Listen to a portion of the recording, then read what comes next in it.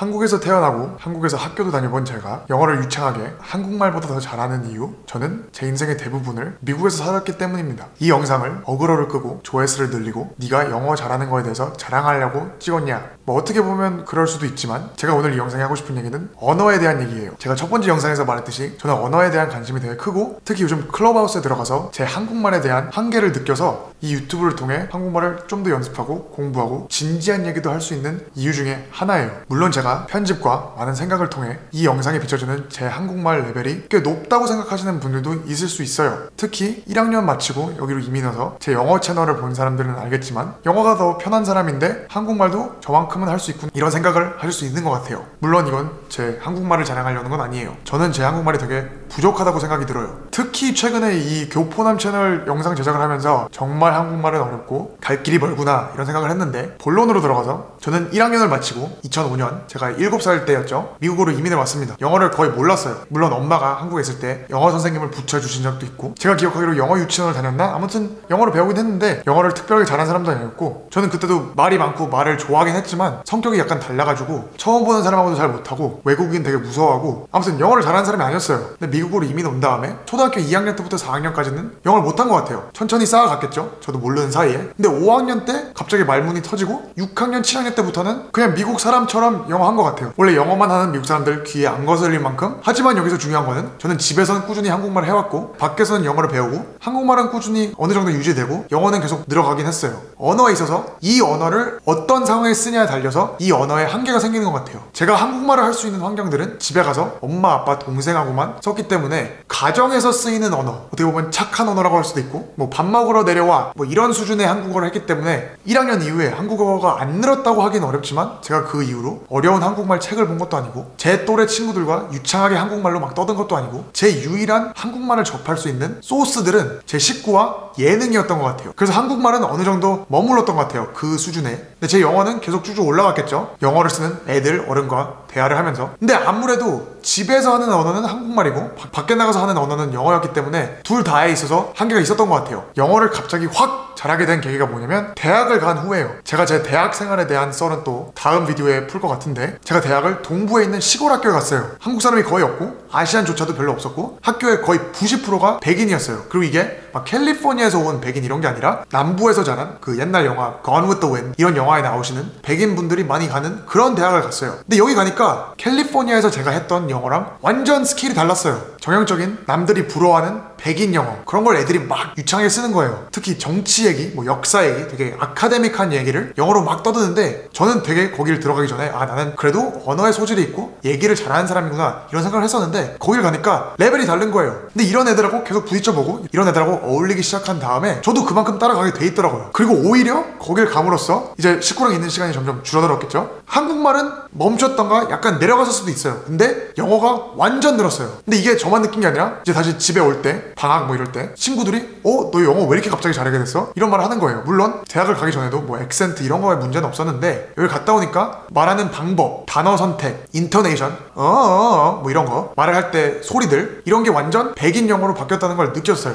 백인 영어가 캘리포니아에서 쓰는 교포 영어보다 한 단계 높다 뭐 이런 말을 하고 싶은 건 아닌데, 아무래도 미국에서 주도권을 갖고 있는 백인들, 그분들이 사용하는 특유의 영어를 배우면 나쁠 건 없다고 생각해요. 아무튼 제가 이 얘기로 드리고 싶은 말은 언어뿐만이 아니라 뭐든 늘고 싶으면 그 스킬을 잘하는 사람, 나보다 난 사람들과 어울려야 그게 는다. 이건 정말 중요한 포인트인 것 같아요. 내가 농구를 그닥 잘 못하는데, 골프를 그닥 못하는데 잘하고 싶은 느낌을 받고 싶어서 못하는 애들하고만 계속한다. 그럼 그 순간순간마다 와 나 진짜 잘한다 이런 느낌을 들을 수는 있지만 절대 늘지 않고 꾸준히 그 스킬에 머물 거예요. 그렇기 때문에 뭐든 언어도 마찬가지고 나보다 잘하는 사람과 어울려야 그걸 더 배우고 늘 수 있다. 보시는 분들 중에 미국에 안 와보시고 아니면 영어를 하시는 분들과 경험이 없는 분들도 있을 것 같아요. 그래서 지금 네가 말하고 있는 캘리포니아의 교포들이 쓰는 영어와 동부에 가서 백인들이 쓰는 영어와 뭐가 다르냐, 뭐 이런 의문을 갖고 계신 분들이 있을 거라고 생각해요. 동부 백인 영어에서 제일 특별하고 굳이 배울 게 있다면 정말 시간 제한 없이 계속 떠들 수 있어요. 주제가 상관없이 한 주제, 여러 주제에 대해서 계속 얘기할 수 있어요. 이게 제가 혼자 얘기하는 거기 때문에 예를 들기 약간 어렵고 상황에 들어가 있어야지 좀 더 이해가 되는 면인데, 만약에 뭐 칵테일 파티 아니면 네트워킹 이벤트에 가서 어떤 대화를 엿듣고 있으면 되게 막 말을 잘하는 것 같아요. 말을 잘하고 있어요. 심지어 막 유창하게 떠들고 한 3시간, 4시간 계속 말하는 경우도 있어요. 근데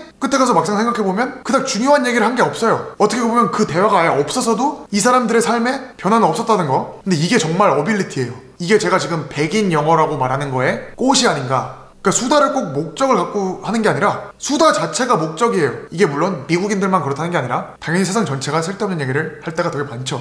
근데 제가 느꼈을 때는 이분들은 어나더 레벨이라는 거. 아무튼 쉽게 말해서 3-4시간 떠는 내내 와 진짜 영어 잘한다, 진짜 얘기 잘한다 이런 걸 느낀 다음에 막상 생각해보면 근데 지금 3-4시간 동안 무슨 얘기를 했지? 이런 의문이 드는 그런 대화를 정말 유창하게 해요. 제가 그런 영어를 대학에서 배웠다는 거. 그래서 개인적인 예를 들자보면 제가 영어로 하는 채널이 있어요. 항상 밑에 링크를 다는데 거기 들어가서 영상들을 보시면 물론 제목에 관련된 토픽들을 말하고 어느 정도의 사람들이 궁금하시는 것들에 대한 답을 드리긴 드리는데 제가 봐도 한 10분 본 다음에 얘가 결국 말한 건 뭐지? 이런 생각이 들어요. 제가 제 영상, 제가 말한 걸 봐도 어떻게 보면 똑같은 말을 계속 하는 것 같은데 그걸 다른 방법으로 계속 말하니까 왠지 무게감 있어 보이고 말 잘하는 것 같은데 결국은 그닥 베네핏이 없는 말이라는 거. 제가 마지막으로 이건에 대해서 진짜 예를 한번 들자면 미국 사람들은 no를 잘 못해요. 근데 no를 잘 못하는 게 아니라 결국은 no를 잘하는데 no라는 단어를 안 쓰면서 no라고 하는 걸 되게 잘해요. no라고 직접적으로 말하진 않지만 이 사람이 이런 얘기를 했을 때 no라는구나를 이해할 수 있는 방법으로 no를 말해요.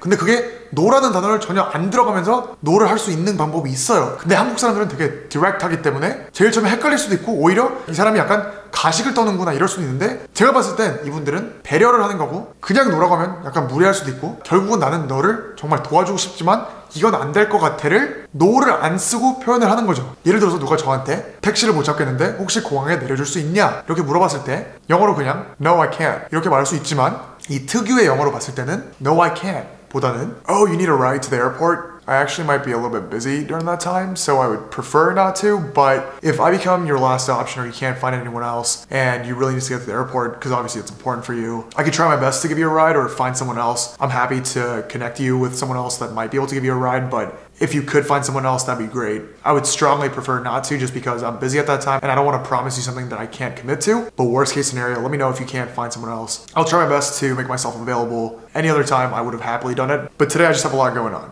근데 여기서 한 말은 되게 많은데 결국 생각해보면 그래서 결국 네가 하고 싶은 말은 뭐냐 이런 생각이 들 수 있어요. 근데 제가 이런 류의 영어를 한 4-5년 겪어봄으로써 결국은 안 된다라고 말하고 싶은 거예요. 근데 다시 말해서 이게 더 좋다, 나쁘다 이런 말을 하고 싶은 게 아니라 이런 류의 영어도 있다. 그리고 영어 안에서도 수많은 방법들이 있다. 모든 스킬이 그렇듯이 언어를 좀 더 잘하고 싶으면 그 언어 능력자들과 어울리면서 그 사람들이 그 언어를 어떻게 쓰는지 보고 내가 만약 잘 못하더라도 부딪히고 연습해보는 게 그 언어를 배우는 거에 있어서 제일 좋은 선택이다. 이런 말을 오늘 드리고 싶었습니다. 아무튼 말에 대해서 말을 한다고 해서 말이 길어진 것 같은데 이제 제 영어 자랑은 여기까지 그만하고 제가 이 영상으로 진짜 하고 싶었던 말 한국말 진짜 어렵네요.